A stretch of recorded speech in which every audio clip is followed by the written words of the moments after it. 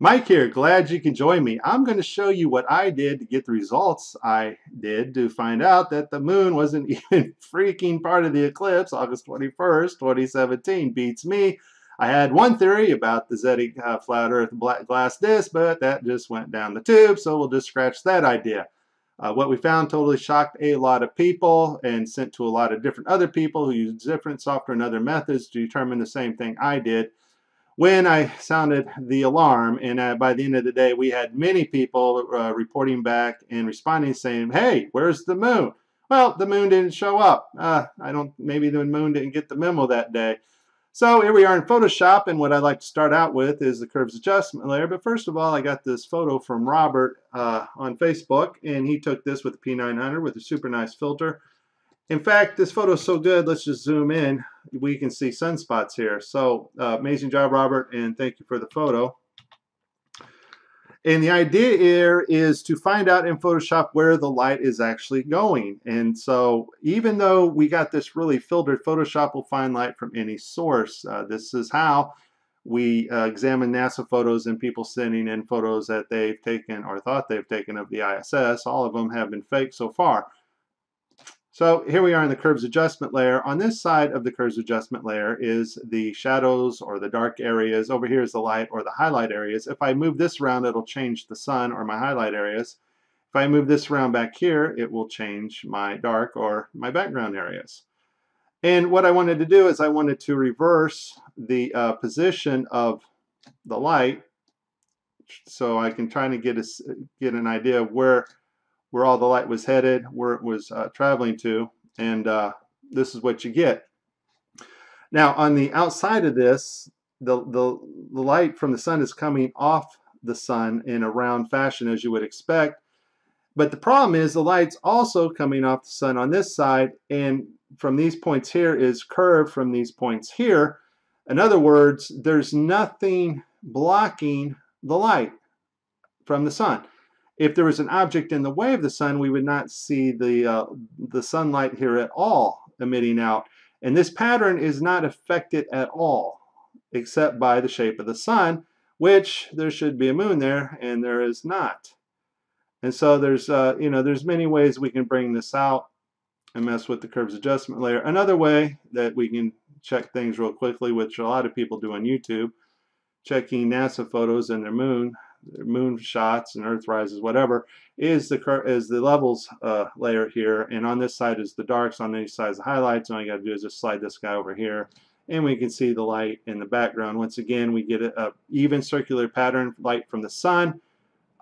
There is nothing here hindering the light of the sun as it would be if something was moving in front of the sun. And so this is what I did. Others used other methods, all the same results. The moon did not show up August 21st, 2017. In fact, nothing did. The sun seems to be sole responsible for this eclipse at this point. Also reported on the day of the eclipse was this UFO. Yes, a strange blue dot hovering in the sky. This photo was sent to me by somebody I know on Facebook, and first I just dismissed it as a lens flare. However, somebody else posted some pictures to me on my channel, and they got the same blue dot result. So this needed some investigation. To make my channel more interesting, I was just going to claim this was something CERN opened up, some type of portal to allow this UFO into our world and cause the zombie alien invasion and gain more subs and likes and notoriety. However, we can't do things that way on my channel.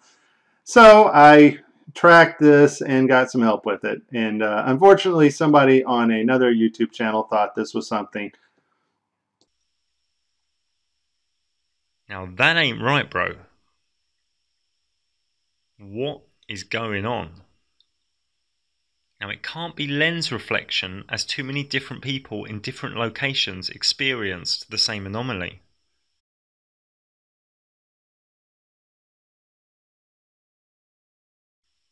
There is no official explanation for this.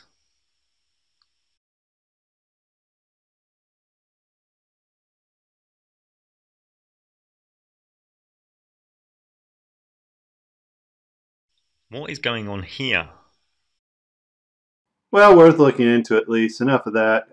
Here, I'm going to show you what this is. And I had somebody test this for me. Unfortunately, it's not an alien zombie invasion. It's just a lens flare of cameras pointing towards the sun, which we don't normally do every day, but that's what it is. So here's our alien mothership hovering in the sky. Unfortunately, when the guy moves his camera, so does the alien ship. Same with this here. And I had somebody else reproduce it. Also, you're going to get a different color and effect depending on your camera and aperture blades, but this effect is caused by pointing your camera at the sun.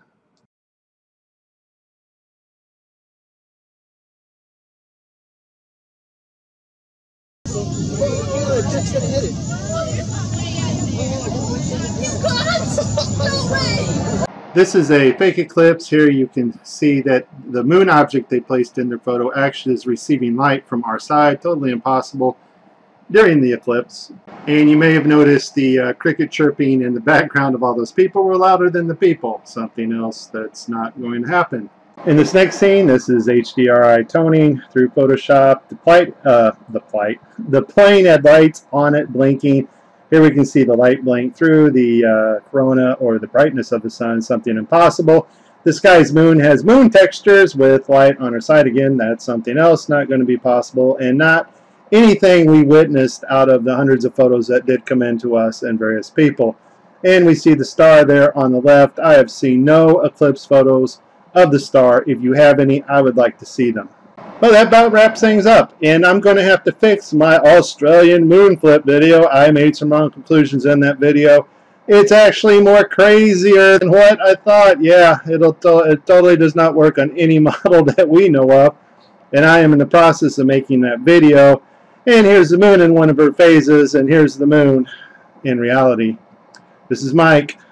Please like and subscribe.